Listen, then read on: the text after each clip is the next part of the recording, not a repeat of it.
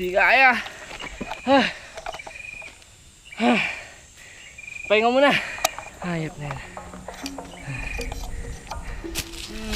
So ito nga yung pinaka main. Gaging ganda. Ang laki. Ito. Yung makikita nyo sa camera. Parte ata ito ng ano, Emerson. Hirap! May nakita ako ang abandonadong gusali sa itaas ng kabundukan. Ano kaya ang silbi nito? Bakit itinayo sa ganitong kataas na lokasyon at tila iniwan na lamang ito sa paglipas ng panahon? Noong wala pang fiber optic at limitado pa ang teknolohiya, ang mga relay station ay nagsisilbing tulay ng komunikasyon sa iba't ibang bahagi ng Pilipinas. Karaniwan itong itinatayo sa matataas na lugar upang maipasa ang signal mula sa isang relay station na sa mga sumusunod pa. Sa pamamagitan ng microwave technology, naging posible ang mga long distance call sa panahong hindi pa uso ang internet at smartphones. Bago namin marating ang abandonadong relay station, magsisimula muna ang aming paglalakbay dito sa Kapatagan. Matapos bumili ng mga kain, inihanda ang mga kagamitan, ay sinimulan na namin ang pagkakyat patungo sa itaas. Sabi ng mga lokal dito sa bundok, pagkaakatin ay around mga 20 or 30 minutes. Hindi daw kalayuan, no? Pero pag sinabi yung lokal na malapit lang, eh, alam nyo na yun eh. Sa atin malayo eh. Kasi mga dayo. So may mga market na rin pala talaga dito, no? Kasama yung motor nila. Kasi yung mga gamit nila is pambundok, no? Dirt bike, mga manual. Eh yung sa amin matic, so hindi namin sure kung kakayanin talaga. At marami kaming dalahin.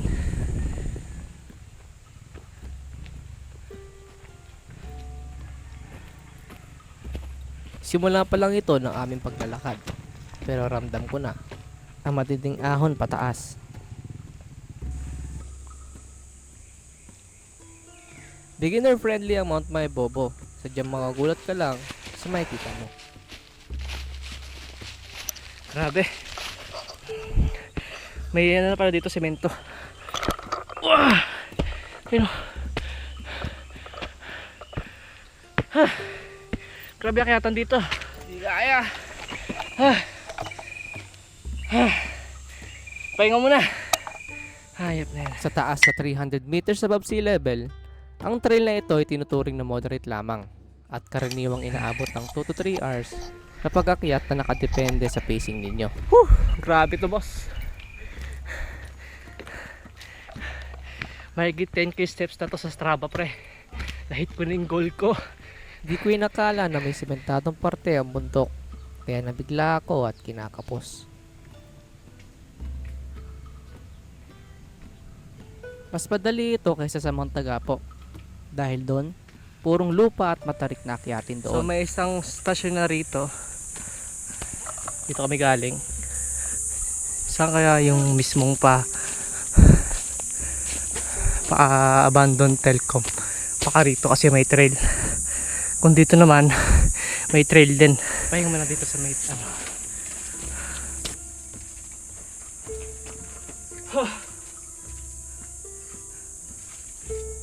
Kaya pala tinawag ito na Maya Bobo.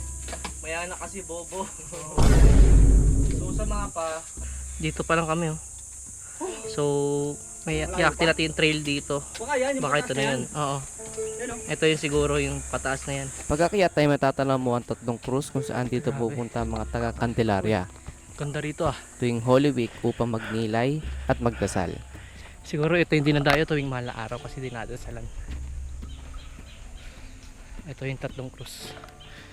Masahan may nagsisindi rin ng kandila. Finally, we're here. Wala pa. Ay, Telcom sa kabila. Yung Pero saan okay na nakita rin to mo. kasi ano, tinan mo. Oh. Kita na, oh. Ayun. Doon na tayo sa mismong telco site. Tapos na rin kami kumain. Puntahan na natin. Sa gilid ng bundok, matatanaw ang magandang tanawin ng Mount Banahaw. Grabe, ang ganda ng ano, Mount Banahaw dito. Tarik. Grabe. Tsaka napakainit. 1:30 na ng tanghali. So, sa ilang minutong paglalakad, no, natagpuan na rin namin yung telecom site dito, mataas.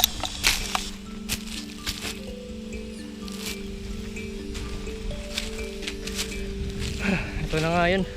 Habang papalapit, ay nakikita ko na malaking pintuan at makakapal na pader nito. Telco site.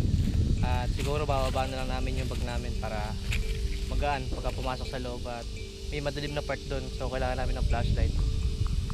Yun, pahinga muna ng konti tapos pasok na. Makikita sa Google Earth satellite na malinaw na itsura nito noong taong 2010 at 2017 na maayos pa ang struktura at may mga gamit pa ito. So yun, ito yung pinaka cape ng telco, no? Mangas. Sana walang ahas din. Ito pala talaga itsura niya. Nawala na yung satellite eh. Hindi kita eh.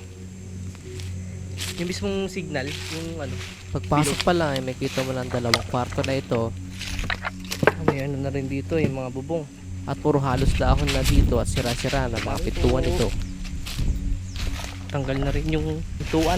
May pa rito ng Di wala kung to. Parte ata to ng speaker lang. Kasi may bass bus eh. Sa radyo nga ito. FM o FM. Sisimulan natin galugarin ang field room na ito. Hindi ko mapaliwanag kung ano ito. Actually cleared na siya eh. Mukhang Globe Telecom ang nag-operate ito noon base sa sticker na nakita ko. Halos lahat cleared na eh. Wala na yung socket. Pati yung mga kable ng kuryente. Malamang sa malamang, as always palagi, tinanso na to, no? Ng mga punta rito noon. Kakaibang materyales ang ginamit dito. At tingin ko, dito na natili ang mga empleyado. Tsaka ang ganda ng lugar nila dito. Mahangin lang din. Kakaiba. Tapos yung ilaw na mahaba. No? Panahon pa to ng mga 90s. Napagay yung mga tiles. Dito pa yung tiles eh. Mga pang office. Tsaka ang ganda pagka ito, matunog siya. Yung ginamit na materialis kakaiba. Hindi siya yung mainit, no? Di ko alam kung anong tawag sa materialis na to, pero kakaiba. Malamig dito sa loob. So, dito tayo sa isang parang office din ata nila. Halos sira na at kinalawang na ang ilalim nito. Medyo na pala dito. Sira-sira na. Ito, hardiplex ata na to. Kung anong materialis na tawag dito. Maaaring dito nakalagay ang ilang materialis na nangangailangan ng exhaust upang di mag-overheat at hindi ma-interrupt ang connection. Sa Globe Telecom, kung may mga data acquired, may mga asset number, hindi na mabase. May mga butas, di ko alam kung saan to. Siguro yung to. May banyo ata na banda rito. Pero tingin ko ito yung pinakabanyo nila eh. Ito nga, ito yung pinakabanyo nila.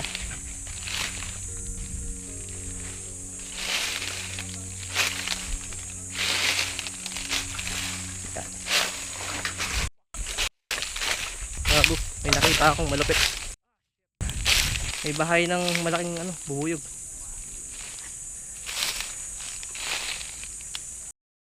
Ito naman, dito naman banda yung pinaka power, no. Pinaka nagbibigay ng kuryente sa site na pinagtatanggal na rin. So labas na tayo. Ikutin naman natin yung pinakalabas ng telco site. Sa kaliwang parte ng bundok, may ruta doon patungo sa relay station. So, pagmamayari pala siya ng Globe Telecom, no? So, ito nga yung pinaka-main. Gaging ganda. Ang laki. Malawak. Kung sa tingin nyo bakit nagtatayo ng Telcom sa bundok? Well, ito lang naman. Ang mga dahilan yan ay para mas maraming masagap, mas stable ang signal, no? At malawak din ang coverage pag nagtayo ka ng satellite dito sa kabundukan. Kaya mas common ito na nang ginagawa noong dekada 90s, no? At mas mura ito kaysa sa maliit lang na tower. Ay, napakarami na ring vandalismo na naganap dito. Sinulatan ng gamit ang uling. Yung nakita nating tiles dun sa kabilang building, ito na yun. Sira-sira na, tuyo na rin. At ito, purong semento na. Hindi tulad dun sa isa na kakaiba yung materialis na ginamit, no. Halos wala ka na makikita rito ng interesting na parts, no. Kumbaga ang makikita mo na lang dito yung mga bandal, no, mga nag-iiwan ng numbers, no? Yung mga pangalan nila. Halos sira na at pitak na ang gusali na ito at puno na rin ng vandalismo. Puro basura na rin ang nasa paligid nito at di ilang parte ng istasyon. Ito na yung dulong part nito at mamaya akitin natin yung pinakataas ng site na to. Puro basura na rin nasa loob. Puro bote. Tapos konting parts. No? Battery ata ito. Emerson. Ito. Yan. Emerson yung nakalagay. Siguro battery to. Network power. So yun, tama, battery nga. So yun. Ito na yung makikita mo rito sa loob. Puro basura, pitak-pitak na ba to? At mga old parts, no? Ng site. So labas tayo dito. Sunod naman na igagalugaran natin ang kabilang parte ng istasyon.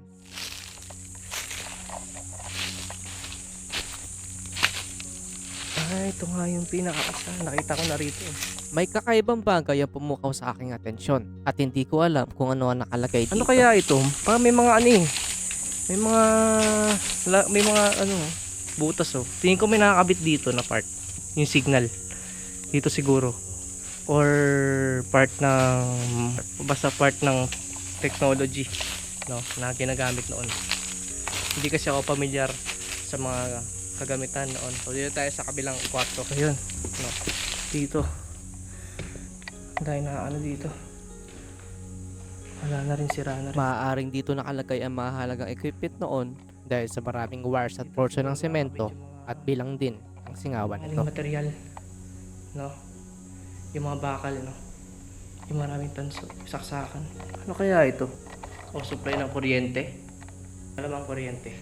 Kasi bakal, no? Tapos may mga wire. So ibig sabihin sa kuryente ito. Nakakonekta sa labas. Dito. Diyan nakalagay. Sabi ng kuryente. O maaari.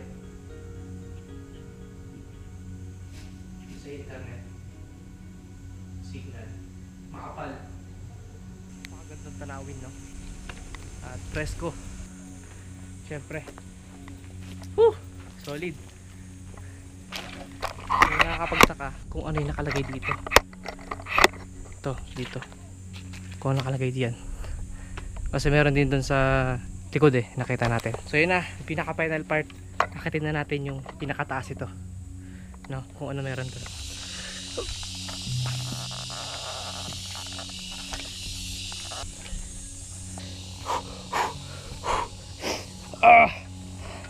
Hirap. Yun, grabe yung view dito. Panalo. Doon, ito, yung bundok ng Mount Banahaw, no? Grabe, napakataano. Napakaganda. At ito yung itsura sa taas ng telco, no? At yun, may butas dito. Di ko alam kung anong purpose niyan. Siguro yung singawan, no? Ay! Ano to? Yung tubig. May tubig sa loob, eh. So, ano lang to? Parang wala lang. No? May lagusan yun. So kaya yun. Ano kaya purpose niyan? So ito na yung itsura sa pinakataas ng telco na to, no? At grabe yung tanawin na makikita mo rito. Napakaganda. Sa likod ng stasyon, makikita ang mga maliliit na semento na kung saan doon nakatayo ang mga tower noon. Taas. At dito naman sa taas nakakabit ang mga solar panel upang makapagbigay ng kuryente sa araw-araw na production. Nanginginig yung binti ko. Nakakamanghang isipin, sa likod ng mga abandonadong gusali na ito ay may mga kwento ng pangunlad, inobasyon at mga taong minsan nagtrabaho rito upang manatiling buhay ang komunikasyon. Kumukulog na, mukhang aabutan kami ng ulan sa trail. So yun, baba na tayo. At yun, kung gusto mo itong video na to, no, kung kakalimutan mag-subscribe sa aming Galugad Boys. At ito na ang tamang oras para magpaalam sa inyo. Kasi ang ganda ng tanawin, no? So So yun, dito natatapusin yung vlog na to at sana may natutunan ka o umabot ka sa video. Maraming salamat. Yun lang, maraming salamat. Subscribe. Thank you. Peace out. Follow